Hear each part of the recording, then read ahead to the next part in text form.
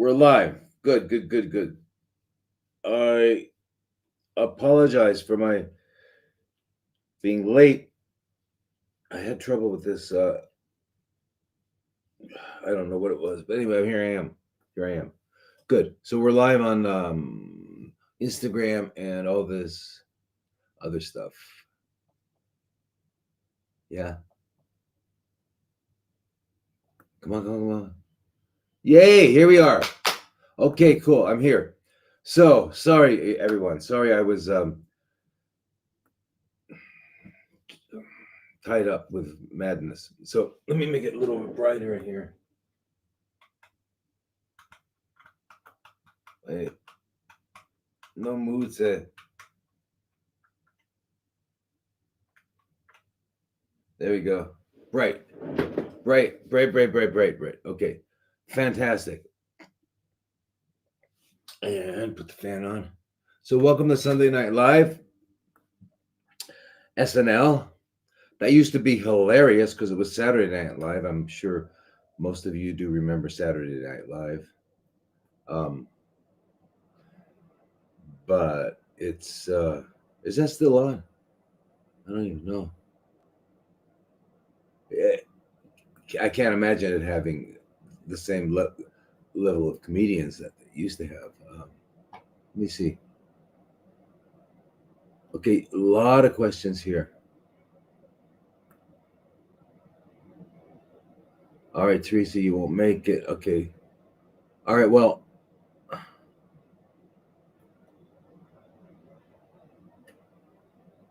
that's changing. Good. Okay. So, everyone's got the message. I mean,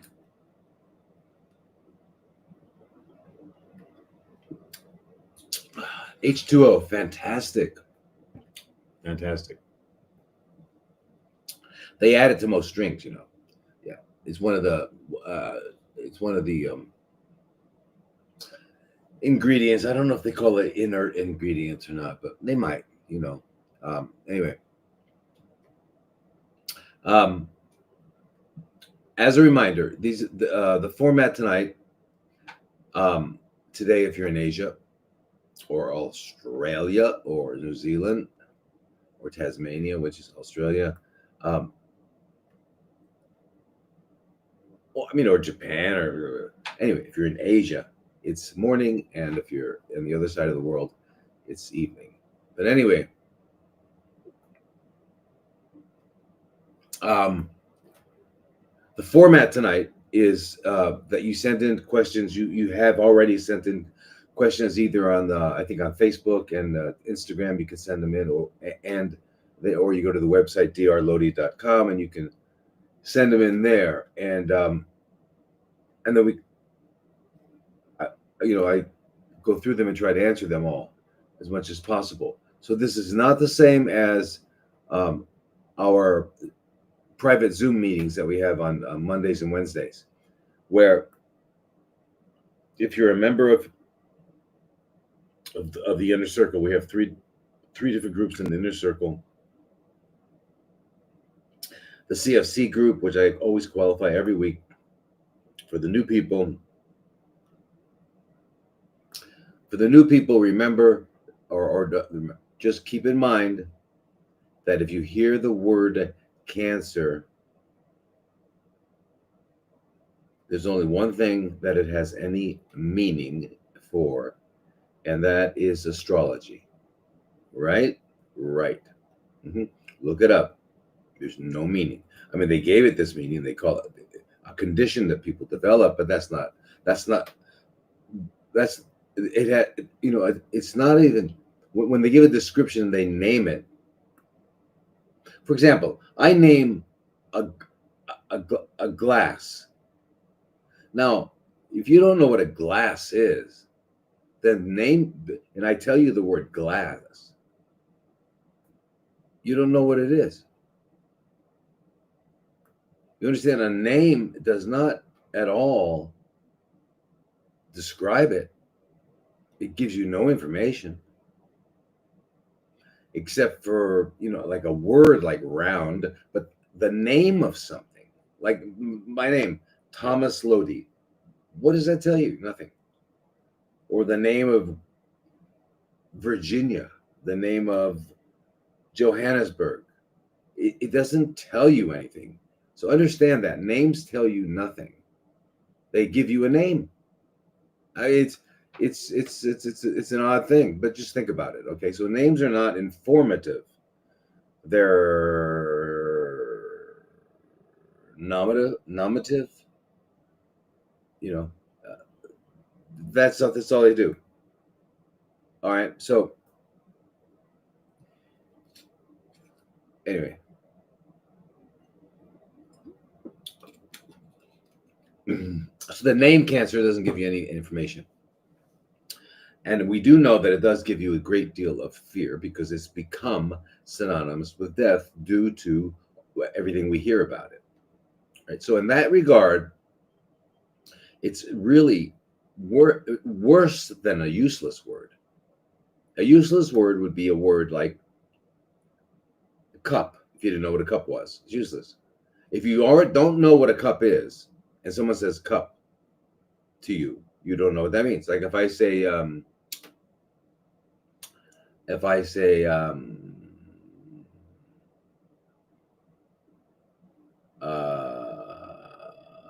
hiragana. What is it? The meaning is it's the name of something. Hiragana. No, it means nothing, right? Unless you're Japanese, then it means a lot, right? Or I could say the word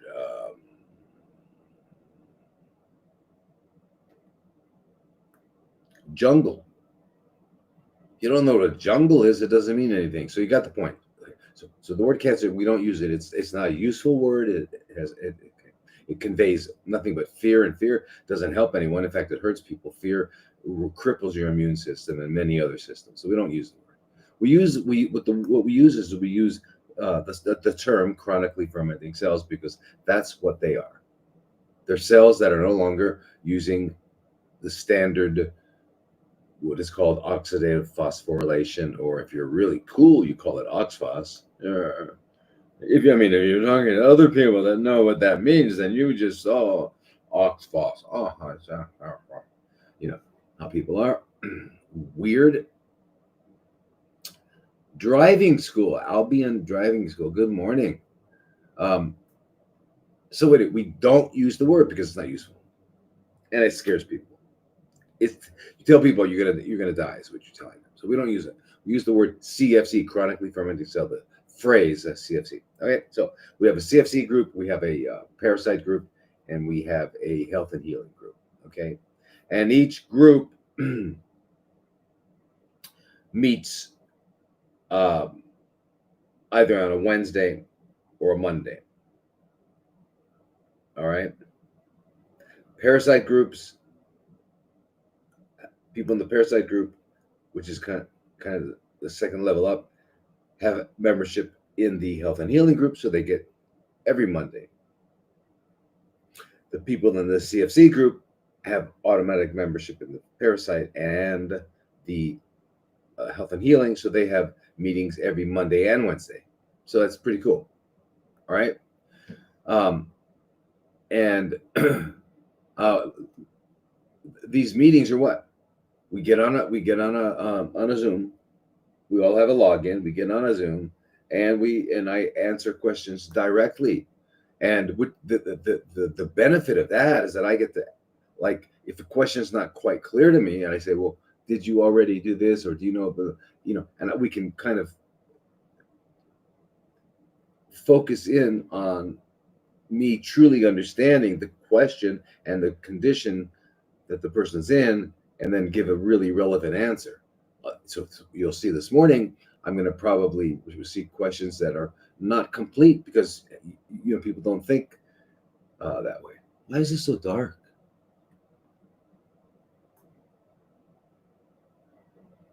Is it just me? No, that's brighter for me. I don't know. Okay, so anyway, that's that. So that's the format for this morning, and we're on this live. This is live is on Instagram, Facebook, YouTube, LinkedIn. Rumble, X.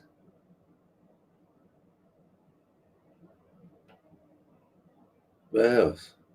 That's it. Uh, I guess that's it. All right. um, and X and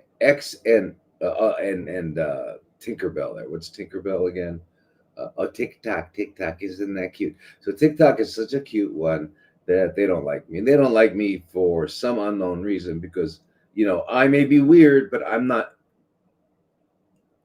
I'm not even in the same dimension of weirdness that I see on TikTok. Stuff I see. Just not within a. I don't talk within their community standards. So their community standards includes everything from pregnant men to, uh, I mean, anything. Okay, so anyway, for some reason TikTok doesn't like me, and if it wasn't such a widely used platform, I wouldn't care. But anyway, um, but I'm on there now, and I have to say really nice things like today is Joe Smith's birthday. But anyway, so on X and um, TikTok, it's Dr. Thomas Lodi MD. Dr. Thomas Lodi MD. If you want to find it on Facebook or Instagram or any of the other ones, YouTube, it's Dr. Thomas Lodi. Dr. Thomas Lodi. Okay, that's that. And then for those of you who might in a little while say, is this guy a real doctor? I mean, what is he real? So that's why I put these up. Just these are some of them, and you can just see that I'm a real doctor. Okay, real doctor, which is not anything to be proud of. It's something you should say, like, like it's like when I used to travel before the world declared itself insane after the great hoax of 2020. Back in the day, way back in the day, Americans were called the Ugly American. There was a book written, The Ugly American, and so basically, when you traveled, you would say things like, "Oh, I'm Canadian," because people don't know the accents, or I'm Australian. They don't know the accents, and then they like you. You're okay. But if you said you're American, I was in Geneva, Switzerland, and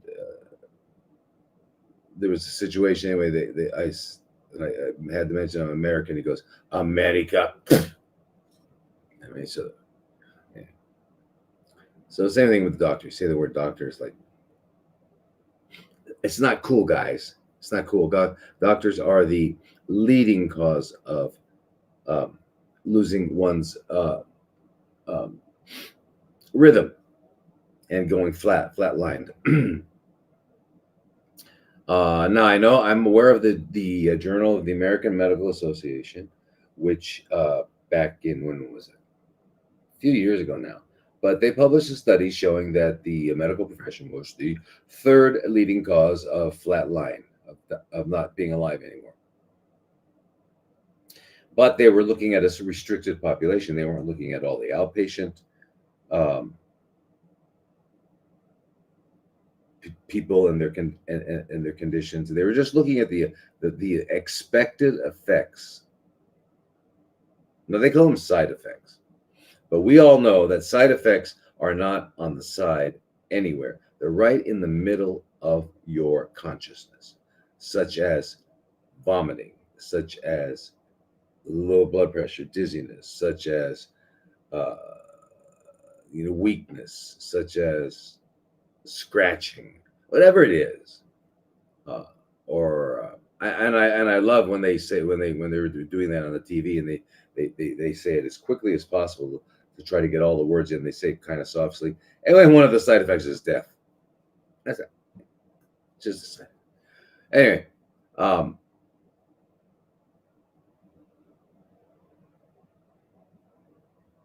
it's an effect. It's not a side effect. It's just one of the effects. So one of the effects usually of a drug is that it eradicates or makes unnoticeable a symptom you had, like a headache. It's no longer a headache. I mean, your head no longer hurts. So that's an effect. But the fact that it's ripping up your gut is an effect also. It's not a side effect. It's an effect.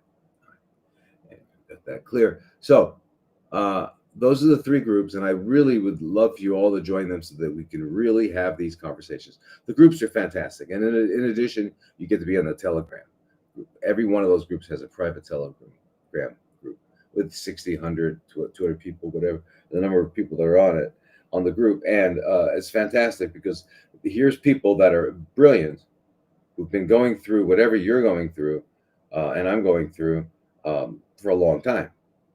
Right. And so they've got a lot of resources. So it's a great place for resources and sharing and just getting the feeling of camaraderie that I'm not alone. Wow, there's other people. Yeah. And what did you do? Wow. And you're still doing good. Wow, that's great. So it's got all that stuff.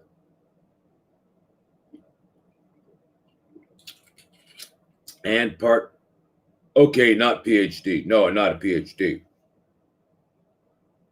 But let me qualify that. When I was in graduate school, I actually did most of the work for the PhD, but my professor and I could not come to an agreement on several things regarding the dissertation, and so that never happened. All right, so I left with the master's. Practiced psychology for a while, and then went on to go to medical school. But yeah, got it. So anyway, that's that. So the other thing is the part 4 of the human diet, which we started a few months ago now. And the first part was, what does nature say? How did nature build us? Because that sort of has something to do with eating, because we know that form and function are as intimately connected as front and back. So form or shape or for example, I have wings. Well, then there's a possibility I can fly now. I don't have the wings. There's no possibility I can fly, unless there is some other way that we haven't learned yet. But anyway, if I have gills, I can breathe in the water. If I have lungs, I can breathe in the air. All right, so form is function. So the form and the shape and of our body, of our gastrointestinal tract, our brain, the way it works in connection with digestion, our nose, the smelling of it, our eyesight, the visualizing it, handling it, chewing it, all that stuff has to do with its ability to be digested. And that means broken down into small parts and then absorbed and then utilized. All right, so that's kind of the purpose of eating. So anyway, our anatomy will define what we were designed to eat. So that was the first part of the webinar. Second part was called "Cooked Food is Poison." And if you think that's a crazy statement, go watch it. The third part is, what does the research say? Because this guy's got an opinion, that guy's got an opinion, but what's going on? All right. So so I went over the research. It's pretty, what can I say? It's what it is. The fourth part, which is going to be exposing the myths. Okay, so the myths are things like oxalates are bad for you. You got to wash your food, or you got to cook your food. Seed oils are bad. If you want to be strong, you've got to eat dead animals. what are they? I mean, they're myths that you guys would really you I'm sure you'll be interested in. Oh,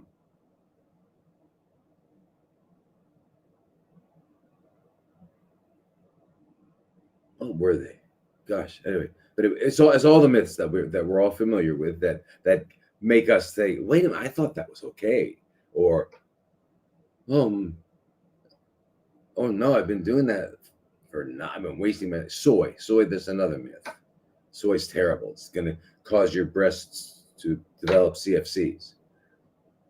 So none of that's true, and I'm going to expose it by discussing the research. That's all. All right. It's not. It's not a. It has nothing to do with anybody, any particular person that we're going to name or anything like that. That's not even the point. The point is to let's find out what the truth is. Why do we want to know the truth about these subjects? Because a lot of us are really serious about what we should eat. You know, and we're willing to eat. We're willing to do what we need to do. We just need to know what it is, and it becomes so confusing because peanuts are good, peanuts are bad. Okay, well, right. And the reason that there is controversy is because anybody can make a statement. Everyone's entitled to their opinion. Okay, right. But opinions don't help me at all. I don't need an opinion. All right, especially when it's in regards to something I need to do. I just want to know the truth. All right, so but that's why you'll hear for everything that is actually going to promote health, there will be somebody that found out that they think they found out that is really going to do the opposite, and they're going to tell you, "Oh my God, now it's not okay to eat broccoli." Oh my God.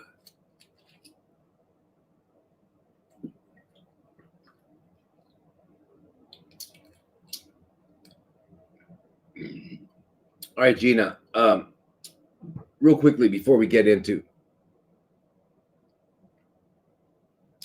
starting to answer the questions, let me answer one question that I see up here because I don't usually do that because it's not fair to the people that sent them in. But I'm going to just do this one only because I know that it's a question that is asked and pondered about by many people. So why can't I take natural herbs to rid myself of parasites? Right? I mean, Hulda Clark came up with it. A brilliant woman came up with an amazing, protocol. And her what she utilized in her protocol. It's a you take them sequentially. What she utilized was based on science, based on what they do, and then you've got to understand that parasites have different they exist in different parts of their life cycle, right? Or they can be eggs, they can be larvae, or they can be adults, and so it's not the same substance. Oh my gosh, will not damage an egg that would damage an adult, or vice versa. My cherished book. It got wet. So here's the reason, and this is my reasoning. All right, my reasoning, and that's this. If you go back in time and you look at the world that existed in the year 1900 on every continent,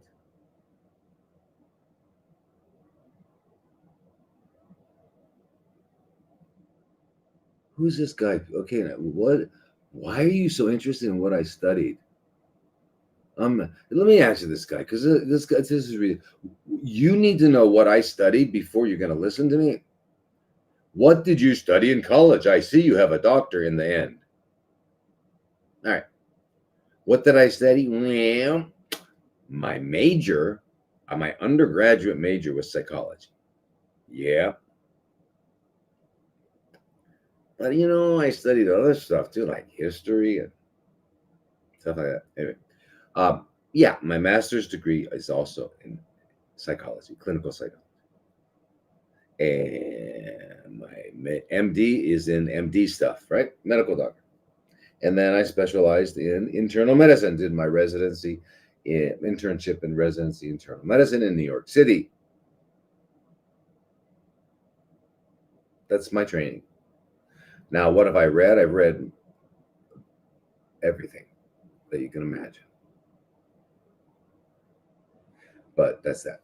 So, anyway, so the person that was in 1900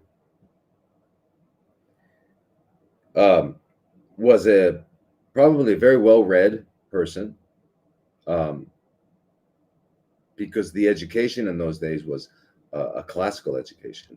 And a classical education is where they teach Greek, Latin, rhetoric, um, literature, history. They taught, because the goal was to graduate people who were uh, capable of thinking, and especially of inductive thinking, right? We all know what deductive thinking. Deductive thinking. If you're good at deductive thinking, you'll be good at a video game. Deductive thinking is, okay. You get all the facts, and there's and therefore the facts point this in this direction. You deduce what the consequence of the facts are. Whereas inductive reasoning might be likened to imagination. It's like you know all this stuff, and you go, and you take it to a higher level, but that could mean this could all be related to. So it's the other way, and it requires a really different. Even in our brain, the neurochemistry is different, but it's the ability to, if I don't you ever use the word create, but it's creative in that sense. And for example, when I was a kid, there weren't a lot of toys you could buy. I mean, there were rocking horses and stuff, but if you wanted to have a horse and you were going to be in the cavalry, and you got a broomstick, or this is my wand, or this is my whatever. So we would pick up unknown, just odd things, and use them as props, and we'd say, okay, that's that. No, remember, that's his that. So it allowed us to induce and to imagine, and which is good. It's very important. It's like one of the most important aspects of intellect, because, as you know, Chat GPT can deduce anything within a second, but the word is deductive, which leads to art, which leads to music, which leads to, and then art and music are not even thinking; they're just inspiration, becoming a vehicle of the divine. But um, but inductive thinking, and all the what we consider great inventions throughout history have been by people who were not deducting it. Therefore, no, it was like, what if, right? That's that kind of thing.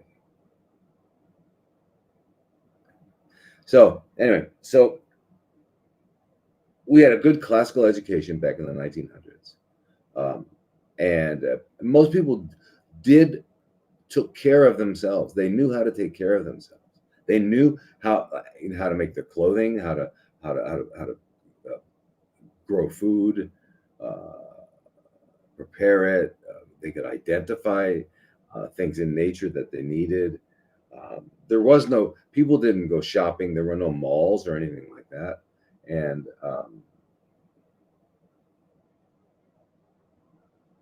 we weren't consumer oriented. We were practical and survival oriented, and so we knew how to do things. So, of course, not everybody made their own clothes, and everybody made their own furniture and all that. There were carpenters, and there were seamstresses and tailors, but um, you knew how, and your grandmother did, and everyone, everyone, you made things. We knew how, and especially if you were not living in an urban environment, if you were living, and most of the world in those days was non-urban. It's the opposite now. Most of the world is urban. So it was not urban, and people were in nature, and they lived in nature, and they were, and nature wasn't that over there. It was what they had. It's where they were. It was the context of their lives. As a matter of fact, if we look back on all the great, incredible composers, you know, um, all of them: Bach, Mozart, Beethoven, uh, Haydn, uh, uh, Franz Schubert. They were fantastic composers. So they composed music that we could not compose today. And it's not because we don't have the ability or the skills. It's that music comes from it's not it's not a it's not part of language. It's not part of knowledge. It's an its own dimension of reality. I mean, it utilizes rhythm and melody, and uh, it can directly communicate to one person to another, directly communicate without having to learn a language. It's a universal language. It bypasses intellect. So anyway, we could not today compose that kind of music because the context in which we live is no longer pure. It's no longer nature. We in those days we thought of analogies, metaphors that were related to nature. Now our metaphors are related to computers or automobiles, or fabricated artificial things. So our world has become artificial, and so the music that would come from us cannot come from that pure place of where it used to come from, which was pristine and beautiful. And when I'm listening to that music, which we call classical music, when I'm listening to it, I am uh,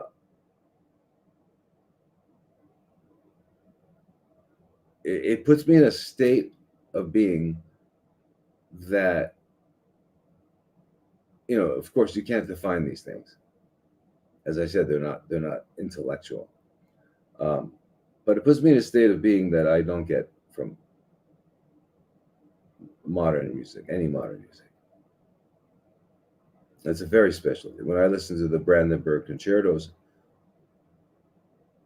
well, there's not much to say. Anyway, um, so anyway, that was a human being in 1900. We were capable of doing things. We were self-confident, self-reliant, intelligent, and you couldn't fool us easily, as easily as now. Um, anyway, that's also prior to the installation worldwide of different types of electromagnetic devices, right? Those are the days when Thomas Edison came along, wound up with a light bulb, and all the stuff that we got, all the electrical. Nikola Tesla figured out that we're not going to get real far with direct current. We better come up with something else. He calls it in alternating current, AC, and that's why we have all the electricity that we have. All right. Now, in the world of the physics of electricity, is that whatever direction um, the electrical current is going, you know, there is a 90-degree perpendicular dimension of magnetism that is not because of electricity, it's just that they don't exist without each other. That's why it's called the electromagnetic field. They don't exist without each other. Like you cannot have a front without a back. They don't exist without each other. You cannot have an up without a down. They are part of the definition of they're two different aspects or dimensions or understandings of the same phenomenon.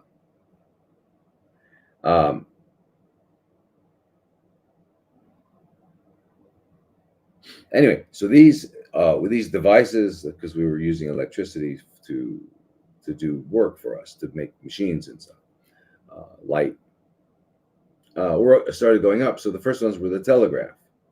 The telegraphs went up, and that was in the early tens and teens of the early 20th century. And that changed everything. Our exposure to EMF modified directly and significantly our immune systems. And we just went up from there. We went from there to telephone poles, to radio towers and signals, and telephone lines. And now you'll see places where there's, massive amounts of electrical wiring. And it's not healthy to live there. We know that people that live around those areas develop CFCs. Inordinately, more than the population of people 2 blocks away. So, I mean, that's an obvious, direct, quick effect, but they have other very, very unknown effects.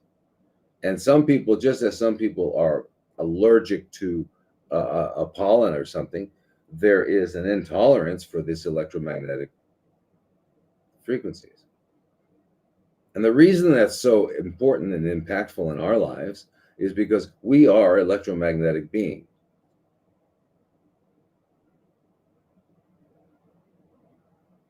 All right. We've got electricity running all over the place. All right, your nerves. It's electric.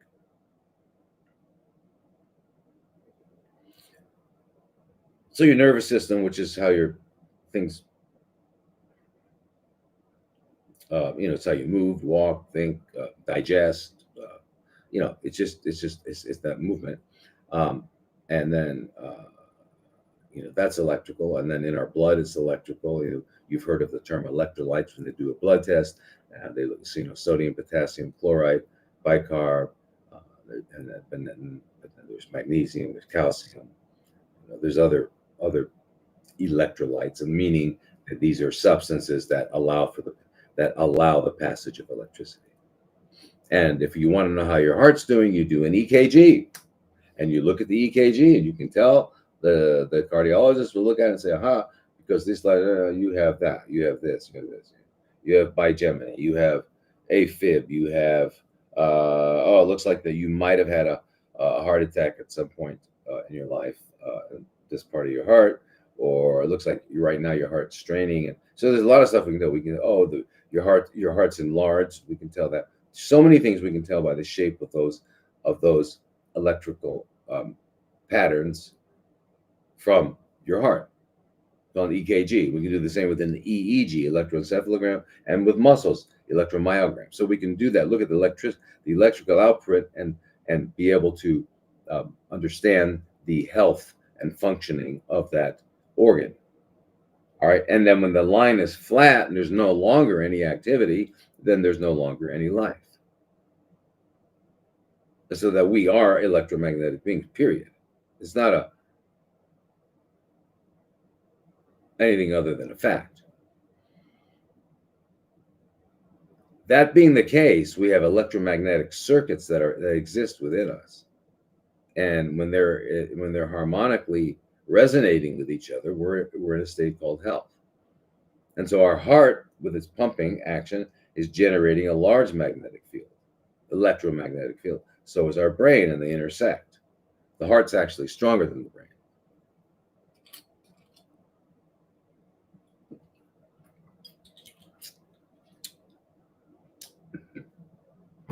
So with all of these things going up and our exposure becoming to the point it is now, where we literally, if we could put on a pair of glasses that would allow us to see the electromagnetic frequencies, we would not be able to see each other. They completely envelop us. We are swimming in them. So that degree of influence on our immune system has rendered us um, no longer having the same capabilities, immunological capabilities. We just don't. We just don't. And that's not the only reason. The other reasons are the drugs we're taking since we're children. Drugs, we're getting injections, we're getting drugs, and we're eating food that's no longer food, really. It's been processed so much. So all these things have effect. And then we've got the most, we're at usually in a near total state of anxiety, because we're late for this and I got to be there and I'm not there and I didn't shoot. What are you going to do with your life? I mean, from at every age, it's just all this stuff. It's we call it pressure. Don't pressure me, psychological pressure, but it is. But basically, that all sets your sympathetic nervous system um, on, turns it on, which turns off your immune system. So there are many, many, many reasons and ways by which our immune system is adversely affected. So we're no longer capable immunologically of dealing with um, what we were then. And then you consider that most of the things we're talking about that we are being exposed to that are causing problems are not even natural. They're no longer natural, because we were designed to deal with the electromagnetic frequencies that come from the sun, you know, and all that. So, but we're not from 5G, 6G, 4G. No. All right.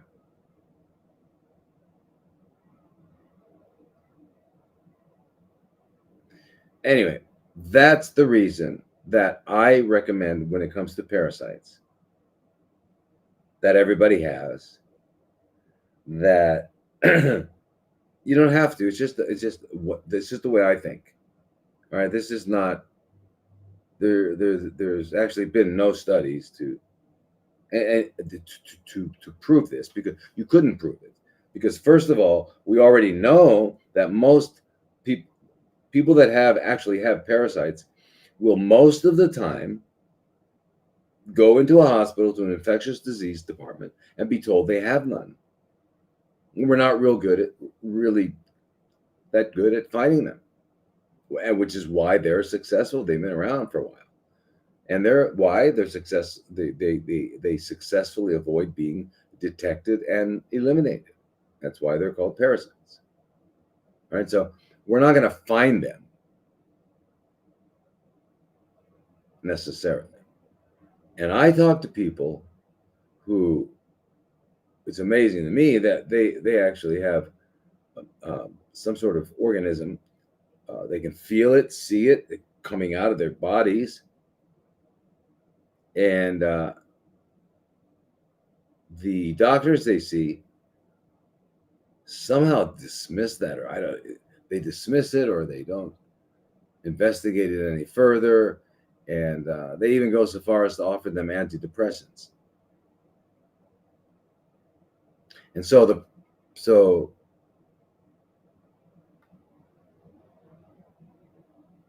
therefore there would be no way to test it, because how are you going to test natural substances versus the pharmaceutical substances, and then see what the outcomes were when you couldn't have discovered them in the first place? You could only do it with something that you could specifically see. Anyway, but that's so and as everyone probably realizes, fundamentally, there are three basic relationships we can have with all these microorganisms on the planet, and that is we can benefit by them being in or on us, and they can benefit by being in or on us, and that's called mutualism. Or commensalism is where they're benefiting from being on or in us, and we're not being harmed.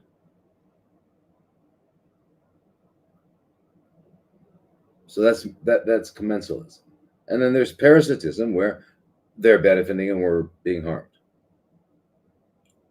So I think that what was probably at one point a commensal organism, that means it was benefiting and we were not being harmed, in the 1900s, may now be at the point where it would be classified as a parasite, because it is causing harm. It's causing harm because we're no longer able to deal with it. Hi, everybody from Australia, and Kathy Lynn and Nicholas. You guys, thank you for coming again.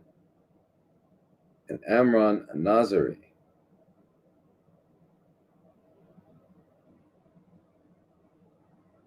Right, so the ivermectin. So you know, if you guys join the groups, you can find this out. There's a lot more to it.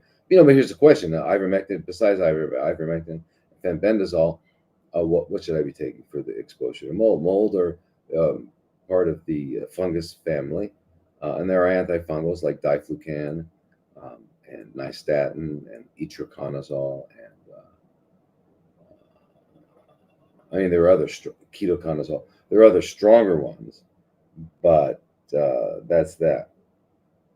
But again, the whole idea of dealing with parasites, everyone, is not just to kill the parasite. That's not your goal, is to kill the parasite. Your goal is to restore balance in your body of health. And in order to establish that balance, there must be no parasites. So it's part of it. But there's many, many other things to it. And that's what happens when we get one thing in our mind, like like if it's CFCs or high blood pressure. We have one thing in our mind, we sort of focus on that as if it's an entity in and of itself. Well, it doesn't exist in and of itself. It's a process that's going on, and there are other processes that are going on in your body that are also adjusting to some situation. So anyway, all right, let's find some questions. So November 23rd is part 4 of the human food series.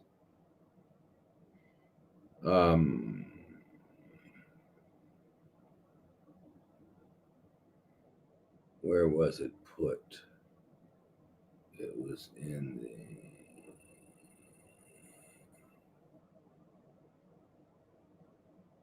Anybody know where the questions are?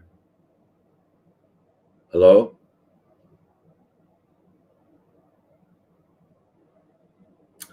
I got an idea. It'll probably be in Phoenix.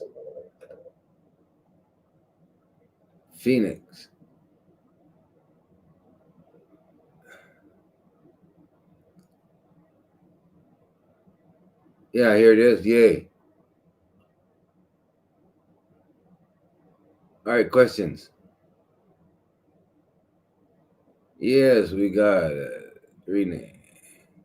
We're going to call that questions. And today's date is, of course, the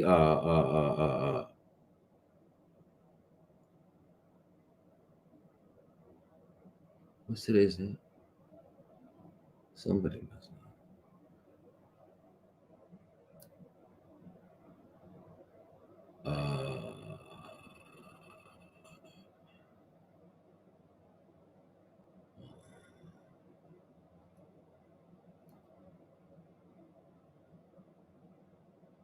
There we go. Monday 3rd. Monday. Oh, I'm sorry. Sunday the 2nd.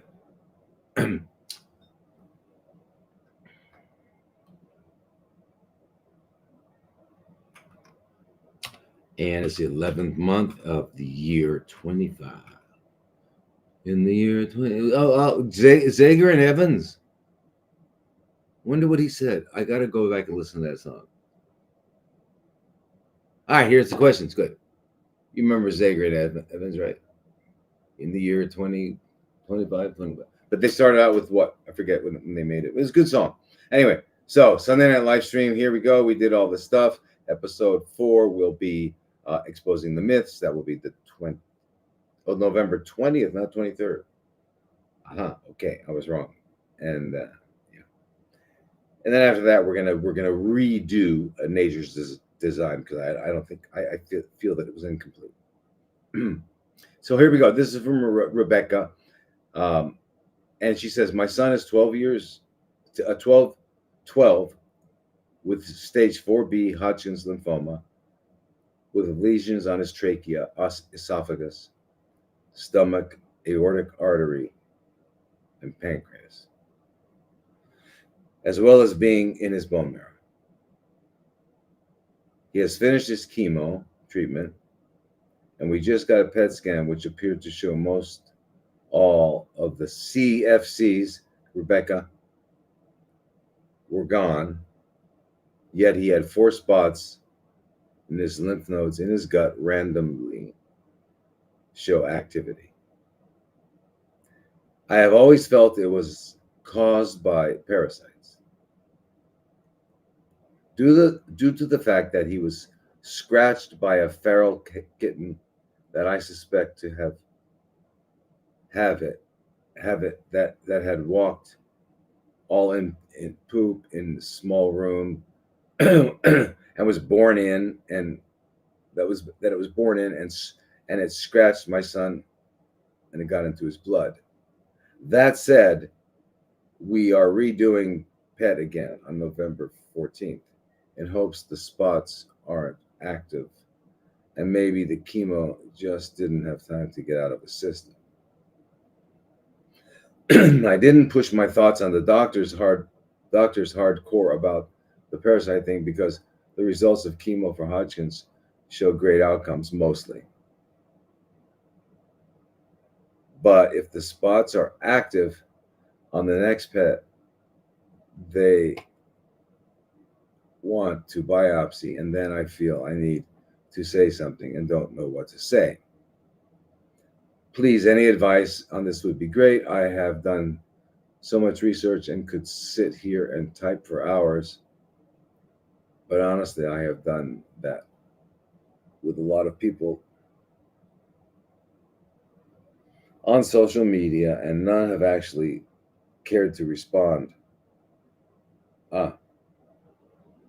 Yeah, that happens with social media. It's kind of like a people only respond if it's going to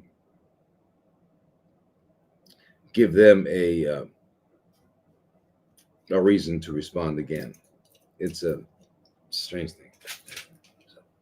All right, so let's talk about your son having have Hodgkin's lymphoma. So Hodgkin's lymphoma is one of the few CFCs that in which the conventional world does have a pretty good reputation for a good ability to bring it under control.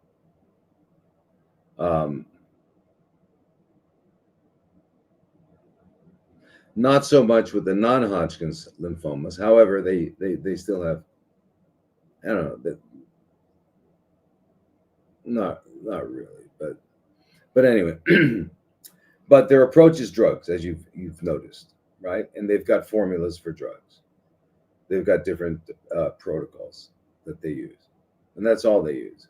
So regardless of where you went, whatever hospital you went to, whatever hospital that specialized in CFCs, or even and when you went to that hospital, you went to that particular department in oncology that specialized in lymphomas, and then probably find someone who specializes only in Hodgkin's lymphomas, and then you'll find someone who specializes in Hodgkin's lymphomas in people 12 and under or whatever. So you can, yeah, get all that. But their answer is drugs. And the, so, and the argument is saying, well, they have good results. So sure, why not? They have good, and that's true. The results are good. So why not? And that's, I'm not saying why not. I'm not telling anyone. I would never say that to anyone. But I'm just identifying that that's the approach. Because I'm going to clarify this for you. I'm going to help you answer the question that you asked. Okay. So now when we talk about a lymphoma, what we're talking about is chronically fermenting cells that are manifesting in the lymphatic system. And it's a lot of controversy if they actually began in the bone marrow or the lymph. They're supposed to have begun in the lymph if they're going to be called lymphoma and all that. But it doesn't matter. It doesn't matter. Okay. We're still dealing with the same cells that are in the lymphatic system. And the reason I said bone marrow is because all white blood cells or immune cells are originally made or born in the bone marrow, and then they travel around to different parts of the body, like the lymph nodes, spleen, or your skin, or liver, anywhere they travel around.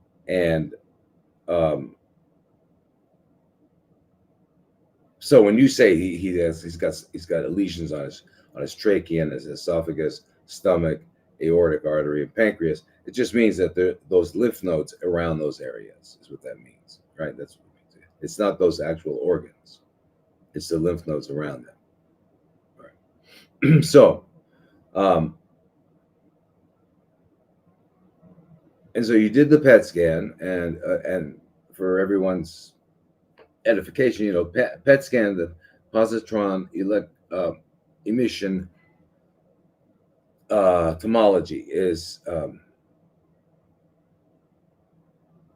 looking at tomographs. What it is it's an indirect way of imaging, like X-rays are an indirect way of imaging. But you see the shadow, they call it a shadow. But the difference between a PET scan and a CT scan or a MRI or ultrasound or any other kind of imaging is most imaging is looking for the anatomy of something. In other words, is there something there, and what are its dimensions? It's 2.3 centimeters by 4 by 6 centimeters by, it's got multiple dimensions, right? So that's what those kinds of imaging will tell you. So the PET scan is the only one where it tells you the actual activity level of the fermenting cells. Okay. So we know that that's chronically fermenting cells, for the most part, prefer and use glucose as their primary fuel. And so as a result of the biology of it all, they need 19 times more glucose than a non-CFC cell. And so you're going to see a lot of activity of it picking up glucose. And that's what the whole PET scan is about. The PET scan is where they inject fluorodeoxyglucose, which is a radioactive glucose. And then they have you wait about an hour, and then they scan you. And what they're looking for is all the areas where that glucose that's radioactive had been picked up the most rapidly. And they call the marker of that the SUV, standard uptake value. There's a standard uptake value. And every organ has its own background noise, they call it.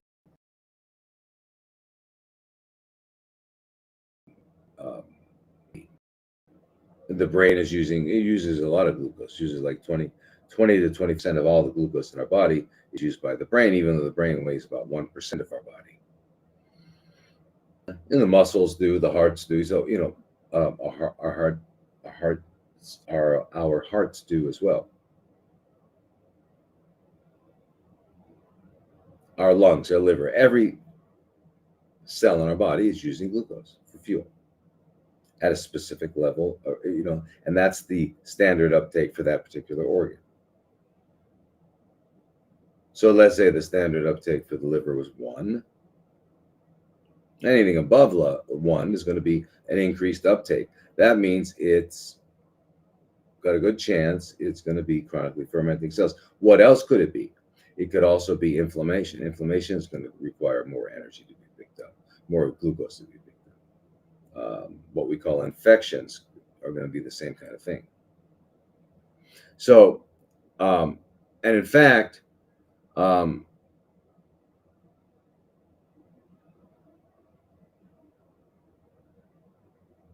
often there will be because they do the PET scan, they do a PET CT.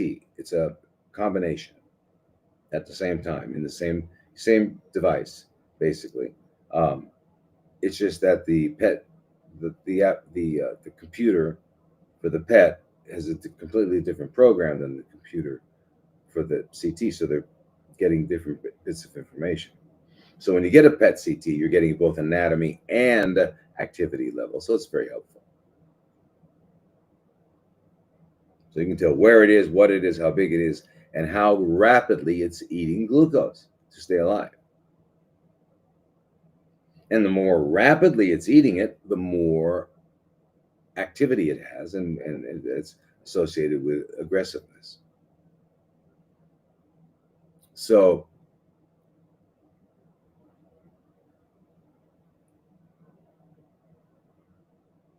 the reason I like them in working with people is if we have a baseline when someone first starts of what it is, of both the PET CT,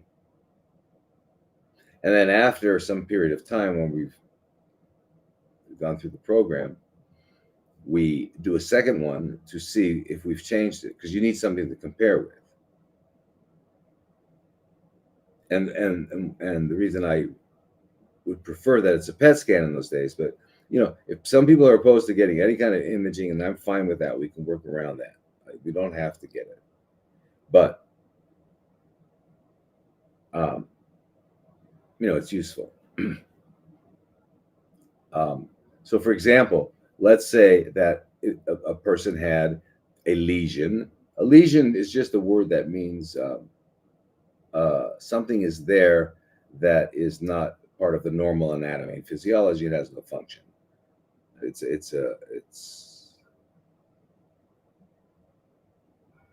aberrant.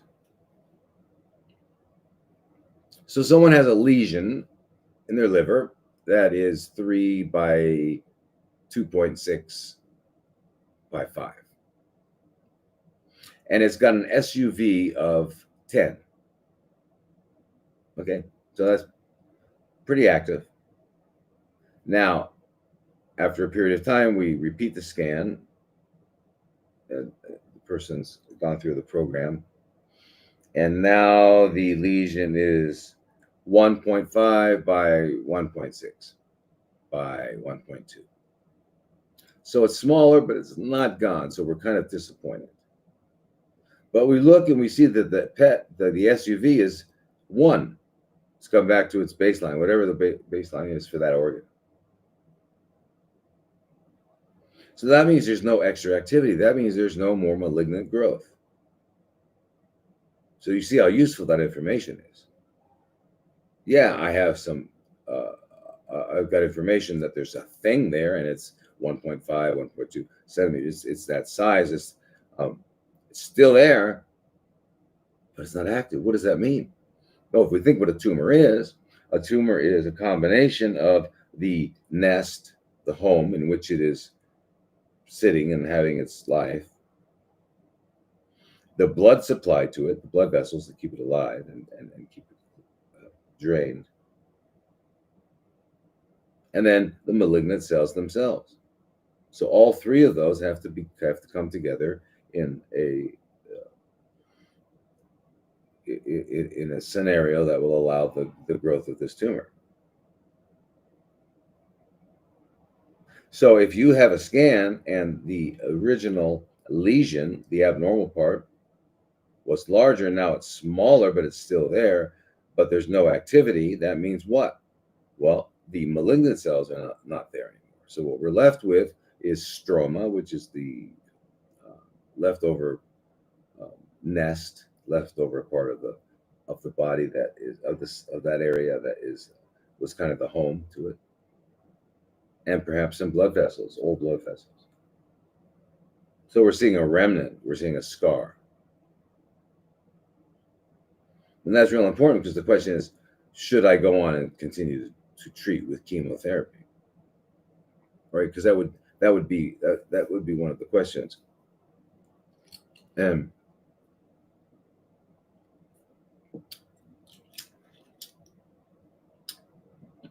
so that would be very useful. You say no, you don't need to.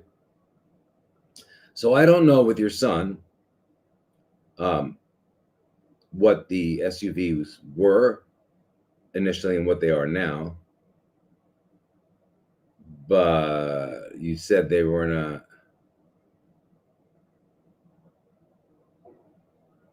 Oh no. So apparently they're not significant to the point where the oncologists are recommending going further. And so you mentioned that they're going to do a biopsy. And again,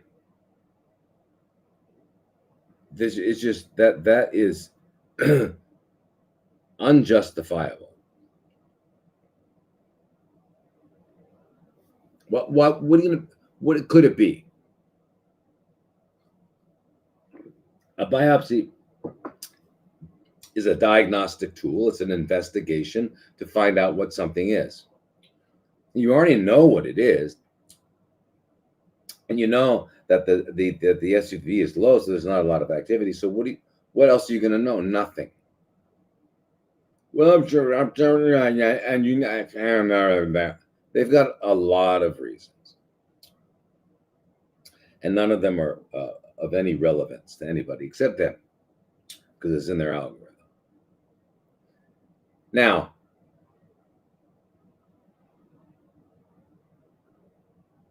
what's important for Rebecca, what's important for you to understand is that these conditions that have names like Hodgkin's, non-Hodgkin's, leukemia, breast, CFCs, pancreatic, they have names, and these names are really just basically a description of where they are.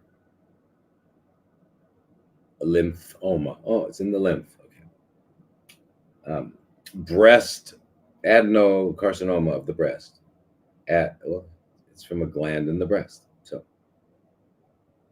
that's what these names are. But regardless of where the chronically fermenting cells are manifesting in any particular person, the same things must be done in order to resolve this situation. And that is find out what caused it, what is causing it. Because if we do not eliminate that which is causing a problem, and we're somehow able to obscure the problem or take it away from being observed, it's still there and it's still happening, and we'll see it again. They'll call it a recurrence. When in truth, it didn't go away because it's happening at a microscopic level. We don't even, have ways of imaging that or anything. So, from the time this was first discovered to now, your son should be doing the same things that we all do under the circumstances. And that is, we go to a biological dentist, a real biological dentist, certified by the IAOMT. And we find out if there is anything going on with the oral cavity, because the oral cavity is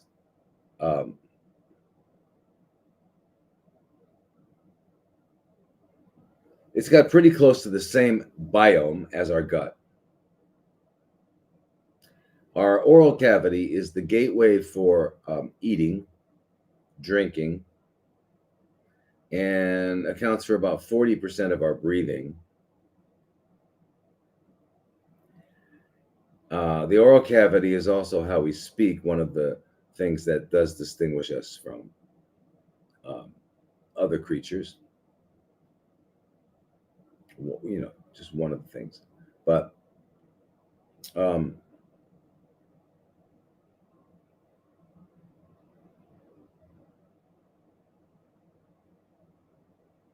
yeah, so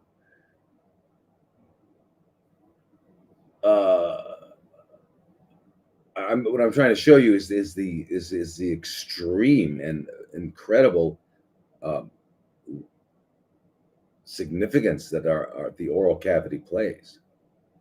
It's also the gateway, which, because at the back of the mouth, the throat, it goes up into the nose, so it's connected there, and downward, it's connected to both our esophagus, which is our gastrointestinal tract, and to our bronchi, trachea, bronchi, which are lungs.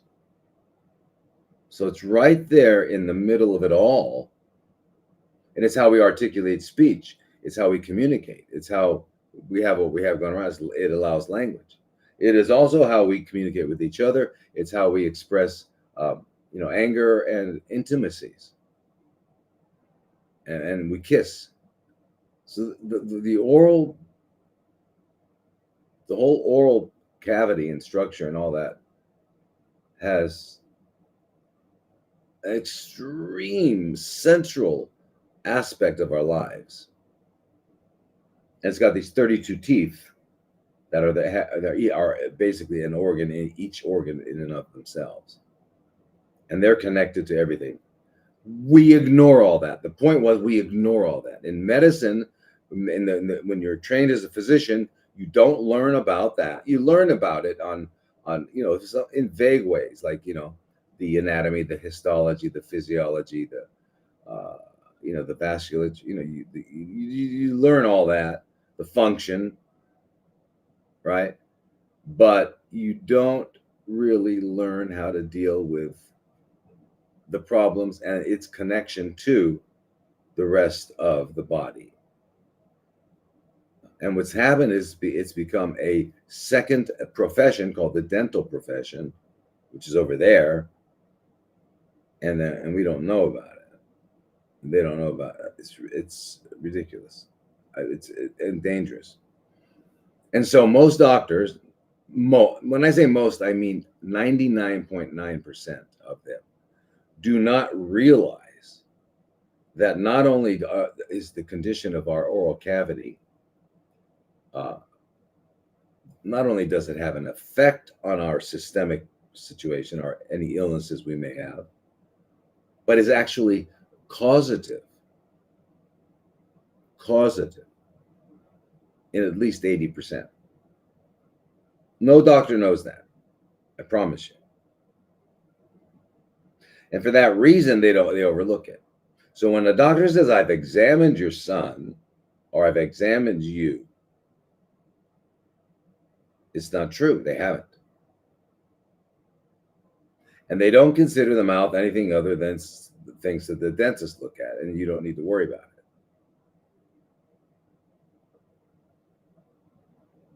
it. All right? So I'm just telling you that it's a very bizarre situation, but I hope you do some homework. Rebecca, just join join the CFC group, because it'd be really good for you to be on it, and your son as well. And you'll get to interact with us, me, and all the other members. And you join the Telegram group, you'll get all sorts of resources and all that from wonderful people. But that's one part. we've got to look at. The other part is we've got to clean the body out because, as I was talking about EMF exposure, we're also exposed to everything, chemicals, food, air, clothing, shampoos. It doesn't matter, and extremely toxic levels above acceptable continuously. And our body's adapting to the fact that it's not having its biological needs met. And as a result, that we're getting things like CFCs, we're getting all sorts of stuff, and we're getting injected and stuff. So there's so much else going on. So what you're right now at a perfect position. You've down to 4 little areas that are lighting up apparently, and it doesn't sound like they're lighting up tremendously. So now's the time to do what we're talking about. Get rid of all toxins and have them start eating foods that are what the purpose of food. The purpose of food is to nourish the body and provide energy. So if there's a nutrient or energy deficit, it results in signals that are sent around the body that result in us engaging in behaviors that are going to allow us to acquire food to satisfy that energy and or nutrient deficit. That's what hunger is.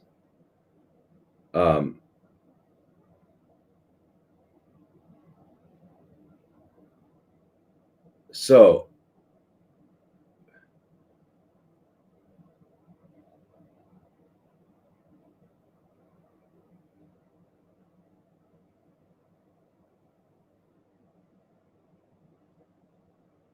that said, we are redoing the PET scan again on October 14th in hopes that the spots aren't active.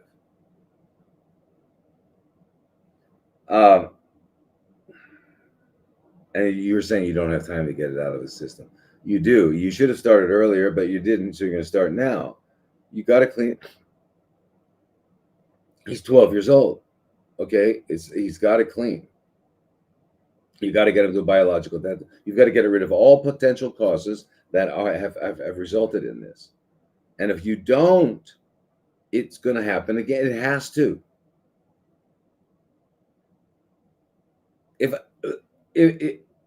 If I'm smoking cigarettes and I keep getting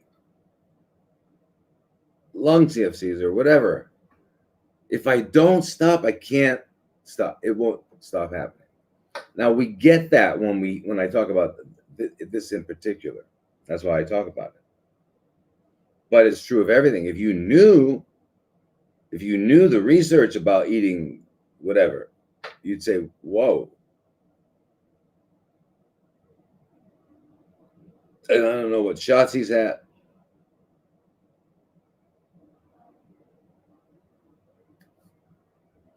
You got a young boy there, Rebecca. Get in the group. Let's go. Let's dive into this and help you get through this and get rid of your fear. Now, could parasites be a part of it? Absolutely. Absolutely.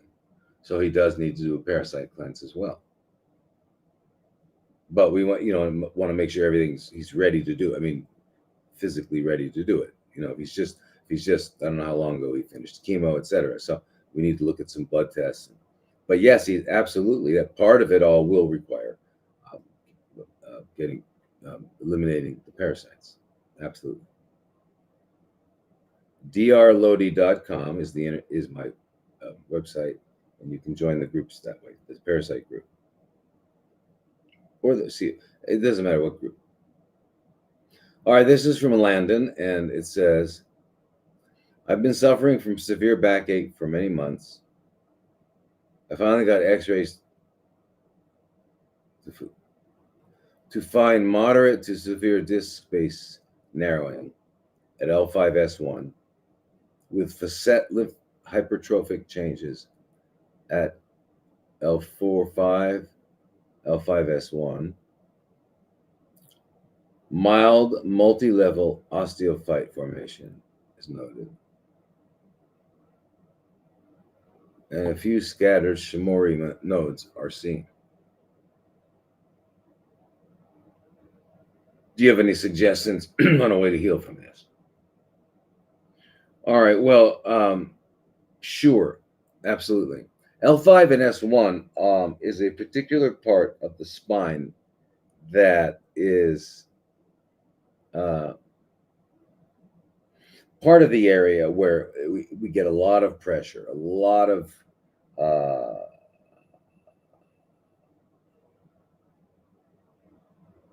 well, think about it. If you could see, if this was our Zoom meeting, I could share the screen, but I can't share the screen with all these different platforms.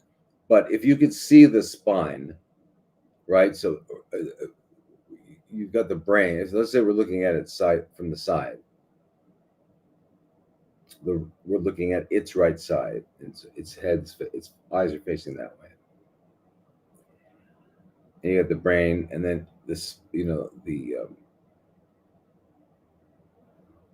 uh, the the cervical neck part comes out, and the bones are called vertebrae, and they kind of go forward a little bit, and they make a little bit of a convex. And then when they get down to the part where the ribs are, now it's called the thorax, which is the chest, and it goes this way. And then when it gets into the lumbar, that's where the ribs end. It goes this way. And then it comes back this way with the sacrum, which is where it meets the pelvis, and it goes back that way. So it's this. That's the spine from the side.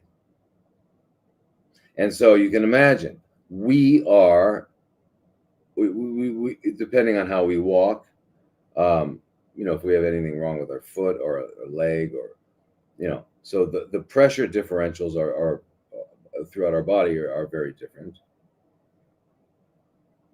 But for the most part, the upright position, which is what humans are, upright, bipedal, two legs moving around, there's a lot of pressure right at that S, right down there, okay, of the weight of the body and movements and stuff like that.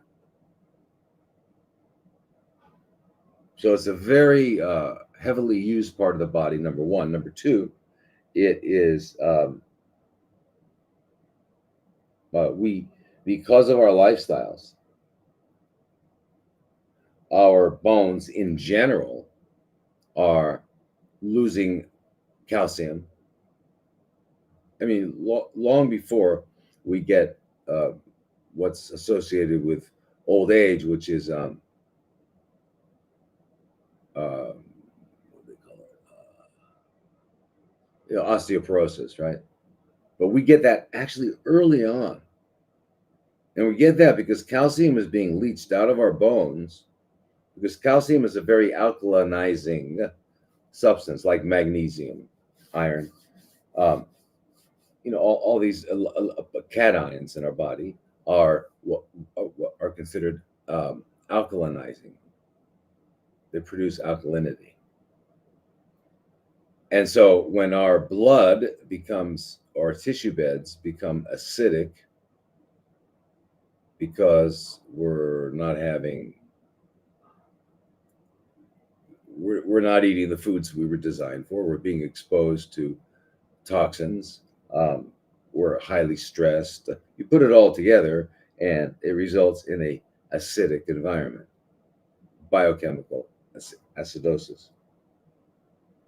So the body has multiple different buffering systems that try to that neutralize the acid. In addition to that, if you're eating healthy food, you'll be getting lots of vitamin C. What we call vitamin C is scorbate. Scorbate, you'll be getting tocopherols, tocotrienols, which are vitamin E's. You'll be getting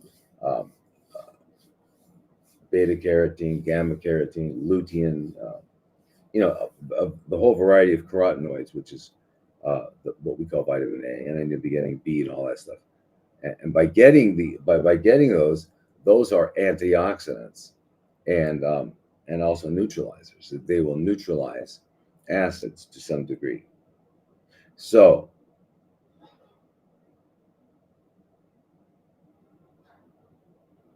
but we don't.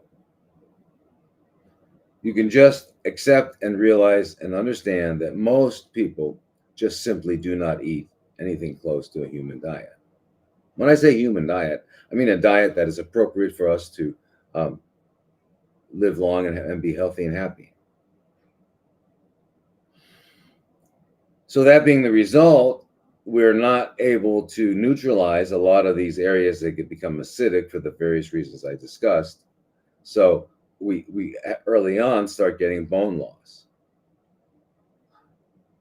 Now, you didn't say your age, but it doesn't matter. It's you know what it is. You've had this for many months. Part of a disc, part of the pressure on the L4, the L5, L4, L4, L5, and S1, that whole little complex right there. What often happens is that because of the bones in the vertebra, not having the strength and being strained and all that, can actually cause the rupture of the disc. And the disc is this fibrous tissue that surrounds the nerves inside the spinal column, and between the bones, there's a disc that serves as a protective barrier. The disc has many other purposes as well. And when that disc bulges, that disc as the nerve is coming out of that area, the spinal cord, the nerve is coming out. It's got like a bulb. There's like two bulbs that come out, and the reason it's a bulb is that it's because that's kind of like the headquarters of the entire array of nerves that are going to go all wherever they go, all down the leg and wherever, underneath to the rectum, to the vagina or scrotum or testicles. So that bulb, if the disc is ruptured, in other words, what's happened is the bones have exerted pressure, and just the fact that the uh,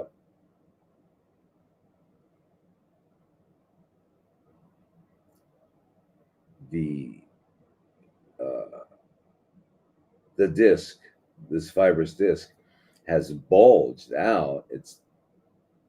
It's rubbing on the nerve root, and that's extreme pain. And so the idea is to take that pressure off the disc and allow it to go back to its normal size. So it's inflamed, enlarged, and putting pressure on the nerve, which is causing pain all along that back pathway. So the back pain could be all the way down an extremity, or it could still be just localized around the back, but it's going to be pretty bad. And it can be debilitating. It can be absolutely debilitating. Now, in standard medical care, surgical care, your doctor would send you to an orthopedic surgeon, and the orthopedic surgeon would determine whether or not he or she this is appropriate for he or she to operate on, which is where they remove the disc and they sometimes put in another bone, or they do something to you lose that, basically, that the function of those nerves coming out. It's a spinal fusion. It's quite a surgery. So you get all the consequences of a surgery, which is anesthesia, et cetera, et cetera. Trauma. All right. So, and it doesn't always work in terms of the pain. I mean, and you'll lose mobility and stuff like that. However, there's something called prolotherapy that you might want to look up. Let me see. See, if you were on a group, I could be talking with you about how, other things.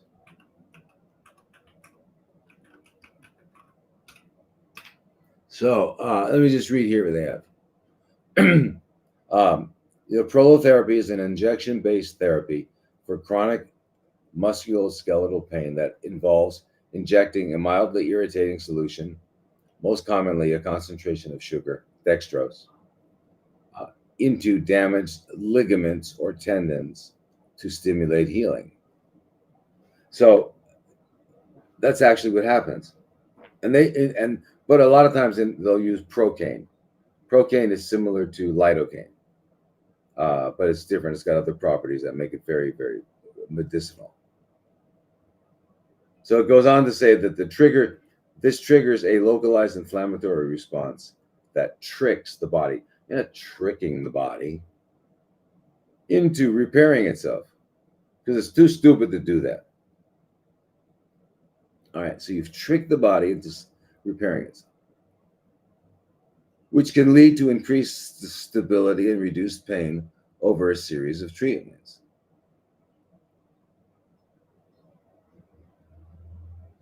Anyway, now the substance you can use is you can use dextrose, you can use procaine, and you can use ozone. They call it prolozone. Now, I don't know where you are in the U.S. or in the world, but if you are in the U.S. and you can get to Santa Rosa, California, I would recommend you go see a doctor by the name of Robert Rowan. He is extraordinary.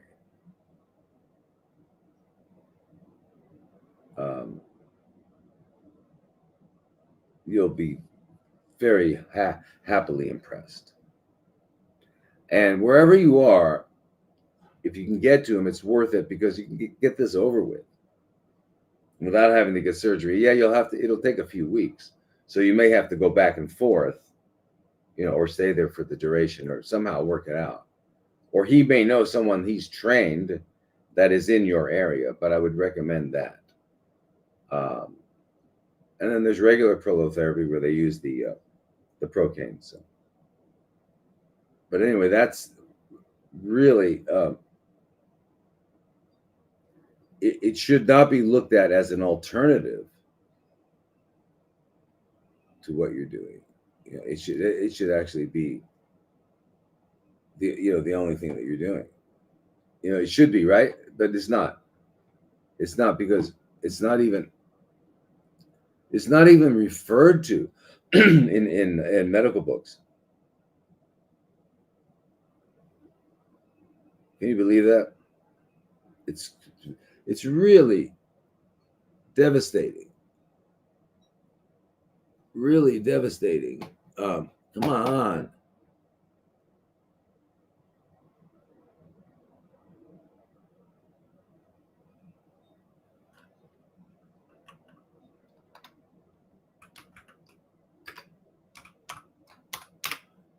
It's because people don't know about it.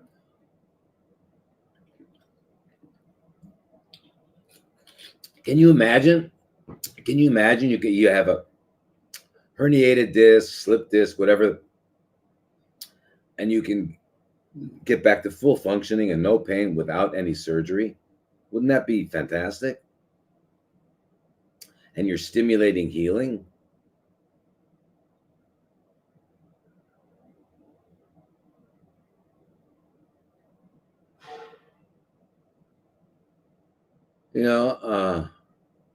All right, so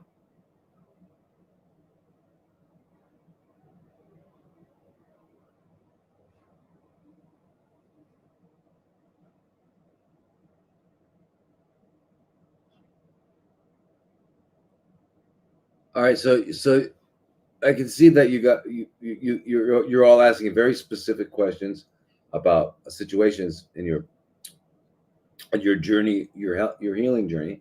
And first of all, I have to answer people's questions that sent them in, and your questions are very important too. So I hope you're in our groups and you're going to ask me. Tomorrow is a group, and then Wednesday is a group. And then you can go on right after this, you can go on Telegram and ask it too. So a lot of questions that we of course can't get to all right now, but we will.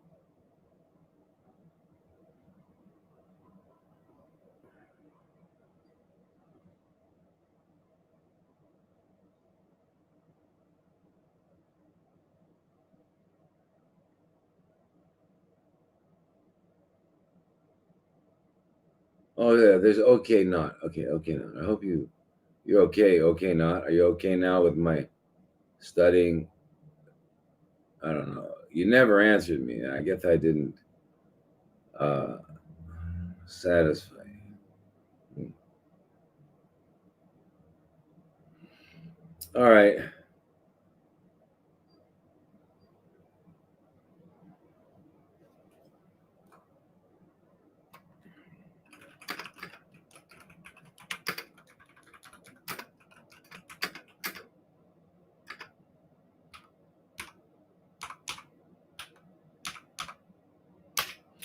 Uh, anyway, uh,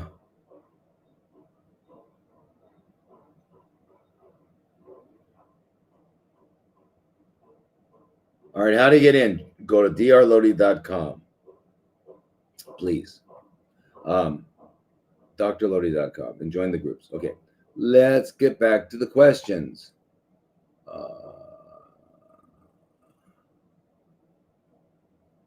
If I can find.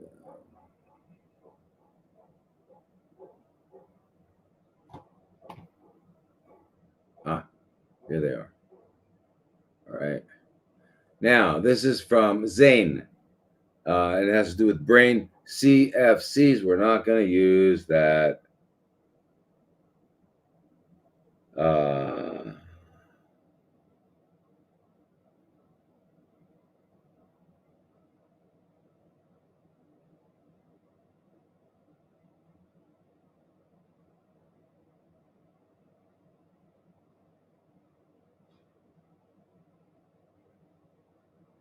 oh, thank you, Raj. Raj, that's beautiful. I love to hear that stuff. That's makes me really happy. I'm doing this. So thank you. All right. So so Zane, brain. Hi, my name is Zane, and I know a family friend daughter who is 12 years old and is diagnosed with brain CFCs. The doctor gave her 7 8 weeks as estimate time until she passes away. You know, I've got to stop there because I must remind us all that doctors have not achieved, it's not taught in medical schools on how to uh, know the future. We don't learn that. We don't learn anything like that. All right.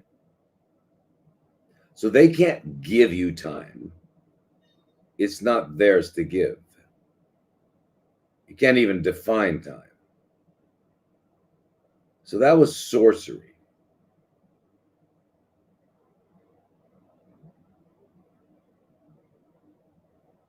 You know, I mean, even if it were true, it's just not true. Why would you say that?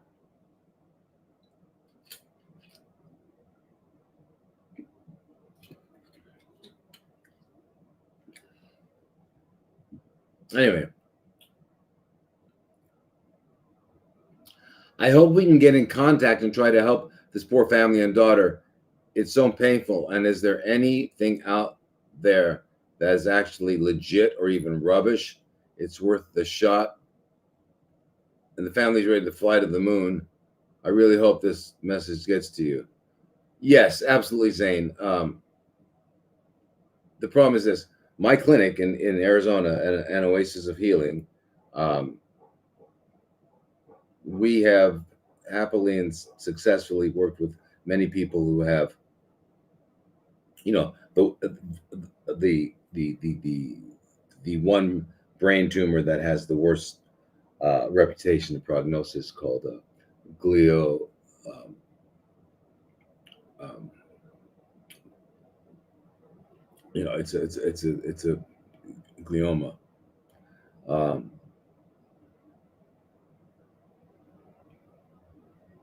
so glioblastoma multiforme is the name, and it's rapidly growing. You cut it out, you radiate it, it grows back quickly. It's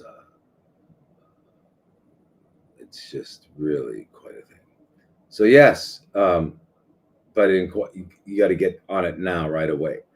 Um,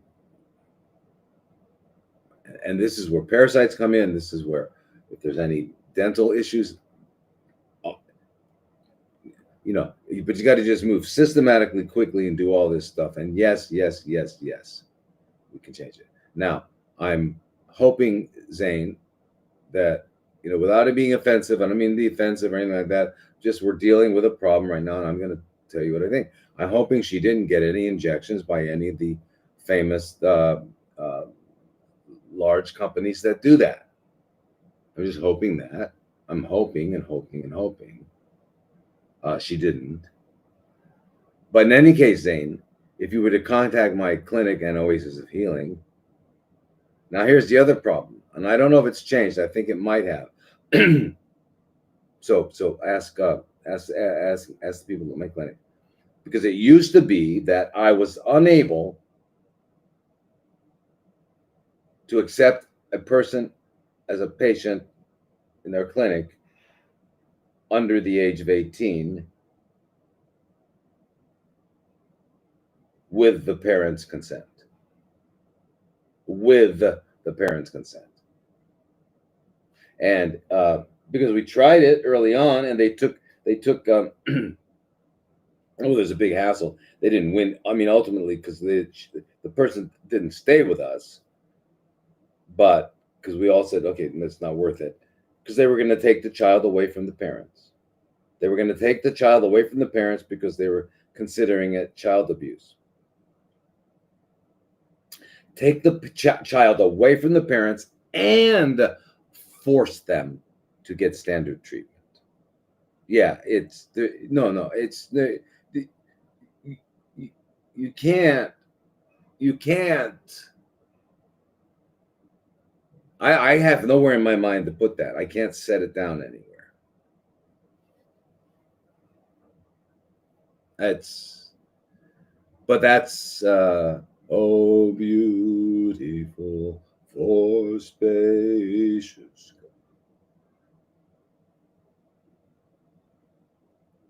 Yeah, that's where we live. I mean, you guys live.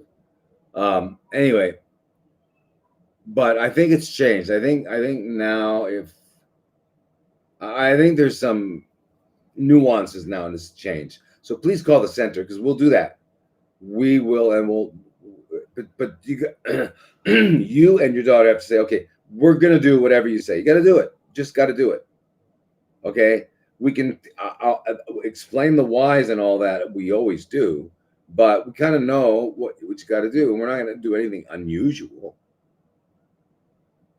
But it's essential that you do it all right away now.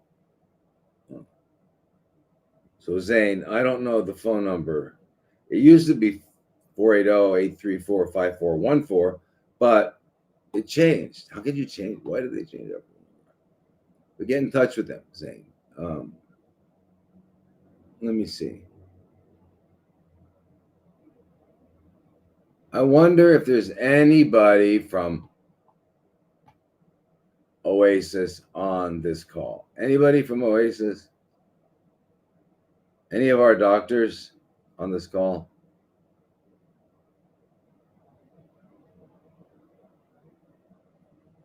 Uh-huh.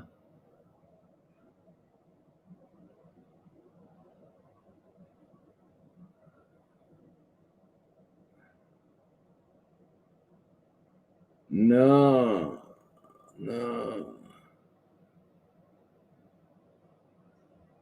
All right, so here, so Zane, Let me see. Anyway, it's called An Oasis of Healing in Arizona. And um,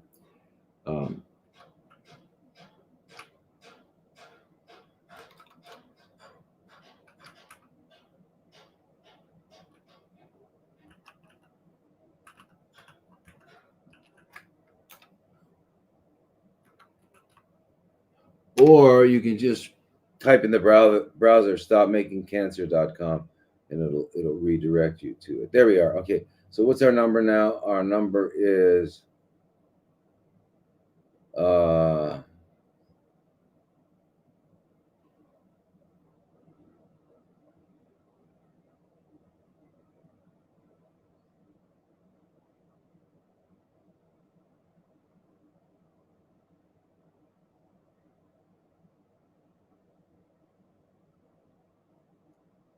come on.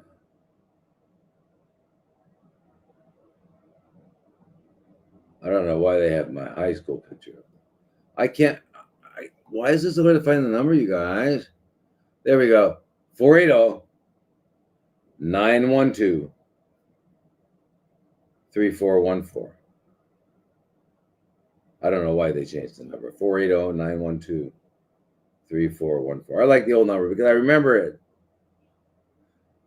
480 912 3414. Tell them you spoke to me today and I said to call, and tell them they need to let me know if we're still unable to work with children, which I hate. And if we are, um, you know, we will. And if not, we'll find someone that can. But there's some definite things you can do and you must do, and because you can't and forget what they said.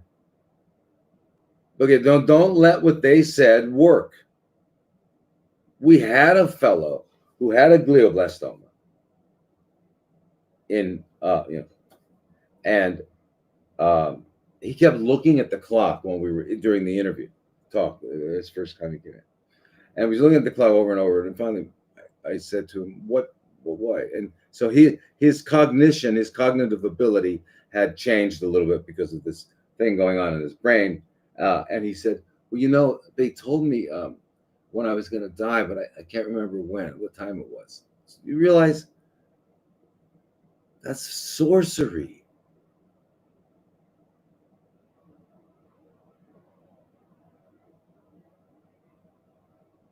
That's sorcery.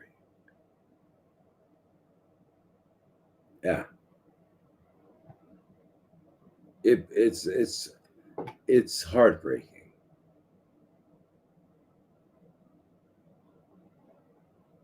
Anyway, but you've got to really, really take a look at her dental. Now, 12, I don't expect much has happened. However, I don't know if she could have had, what kinds um, of work she's had. But that's a big one with it. If she's had any of the Pfizer's or Moderna type stuff, injections, we need to know that.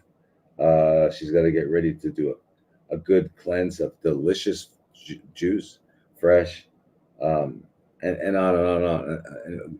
And I, what I need, you got to and join the CFC group now, so I can talk to you tomorrow. I can talk to you tomorrow, and your daughter, because I need to know: is she a big 12-year-old? Is she like where is she in her development?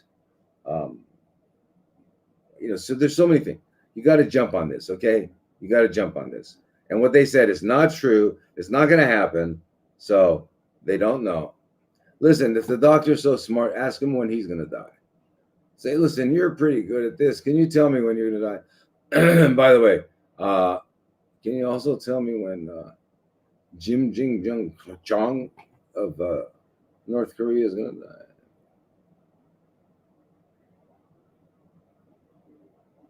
Where the heck is? Oh, there we are. Okay, good.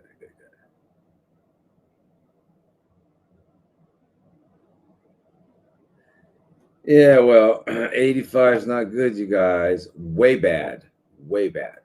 Way. Bad. Way less than half. Yeah.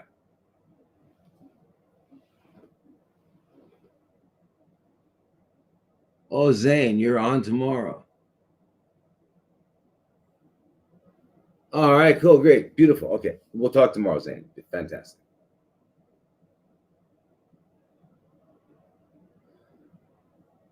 Uh,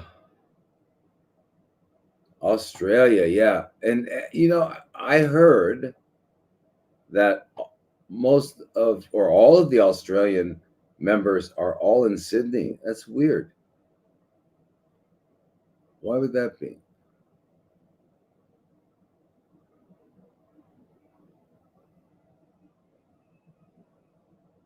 Where is that? There we go. There's the question. Brazil. All right, Carla. Fantastic. All right, excellent. Beautiful. Um, Brazil. Well, you're in you're right next to kind of the one of the main, what is it? Main nests of life. The rainforests and stuff like that. And there's a lot of beautiful, wonderful indigenous medicine down there and all that. So it's fantastic. Fantastic. Now, all right, so next is Peter. And Peter, it's about melanoma. And my father has been diagnosed with squamous cell carcinoma. And the medical team has recommended both radiation and chemo for the past 3 weeks. I've placed them on a strict ketogenic diet combined with intermittent fasting twice a week. In addition, he's been taking fenbendazole and ivermectin as part of an alternative adjunct protocol. Recently, he underwent a PET scan. During the procedure, the technicians requested that he eat something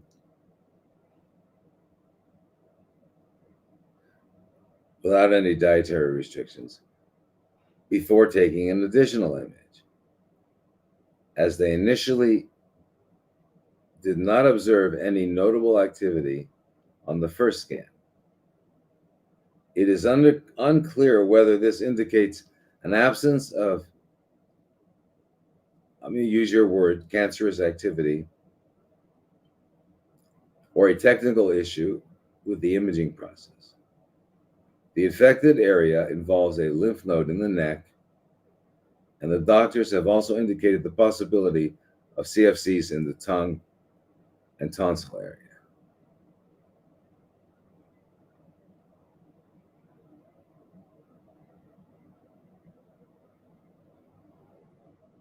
We are now awaiting the final PET results. The primary question is, based on this context, what would be the next appropriate course of action moving forward, particularly regarding whether to proceed with conventional treatments such as chemotherapy and radiation, or to continue with an integrative metabolic approach? Thank you. All right. Well, Peter, you have the topic here of melanoma, but you mentioned here squamous cell, so that's confusing. Join the CFC group, and I'll talk to you tomorrow. But anyway, now they've recommended both radiation and chemo. So apparently they've done a biopsy. They've got a piece of it.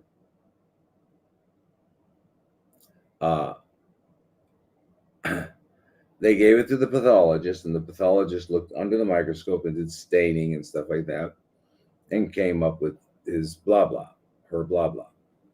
Right, and now that's what your father is. Your father's no longer the human being you thought he was. He's this diagnosis. They've transformed him into this diagnosis. That's what he is. So he underwent a PET procedure, and they didn't see anything.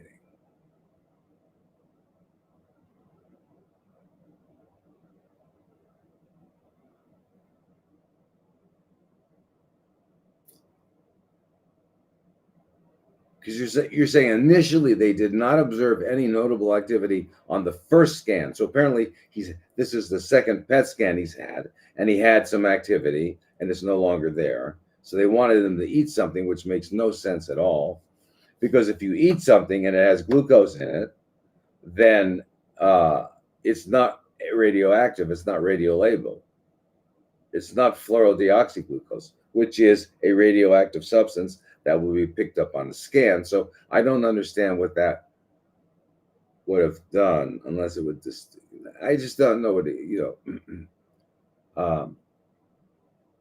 but what's wrong with him not having whatever was there? I mean, all right. So anyway, you're saying we are now waiting the final result. Anyway, so the answer to this is, first of all, squamous cell and basal cell CFCs on the skin are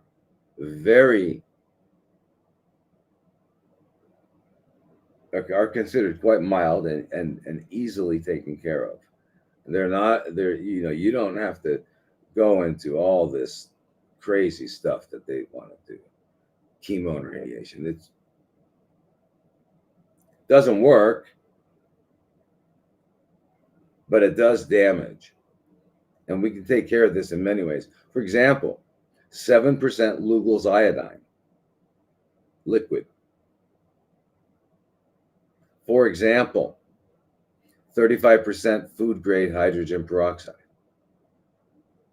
Anyway, you've got to dilute it and stuff. There's a lot of ways to work with that, and I would be happy to discuss them with you.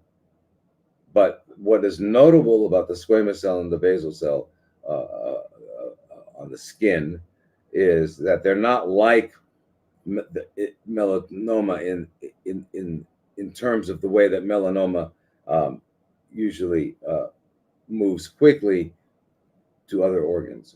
So it doesn't do that. So you have a lot more time, to work. But we've got to do everything for your father. I don't know how old he is and all that. We got to get biological dentist, all that sort of stuff. How big was the lesion? Where is the lesion? Does he have any more? Does he have any more areas on his face that are or body that are, are there because of some sort of sun exposure? So definitely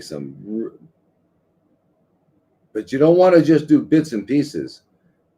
And this goes for everybody, whatever kind of CFC condition you have. You don't want to just try, well, I'm going to try this and try that. And you or your loved one or friend is not an experiment. This is not the time to experiment. This is the time to do everything that we know works and does not harm. We want to be comprehensive because we want this to resolve.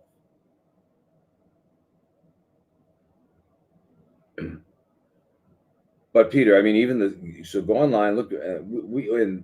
That's on our resource page. That's one of the things we have is 7% Lugol's iodine. But you wouldn't put it on an open wound, because it'll burn. So anyway, I really need to ask you. We need to fine tune this and come up with a workable plan. All right.